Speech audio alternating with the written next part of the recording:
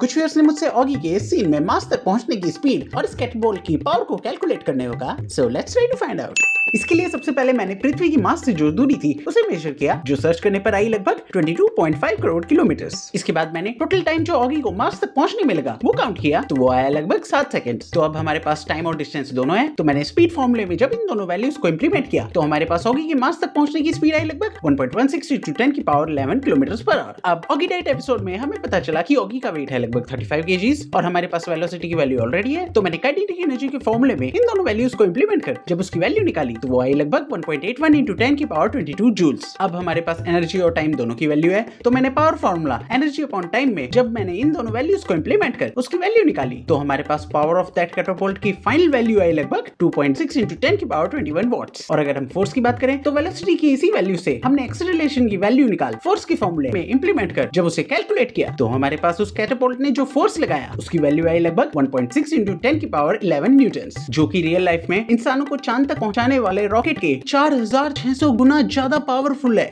So the force that catapult applied is around 1.6 × 10 की power 11 newtons and the power of that catapult is around 2.6 × 10 की power 21 watts.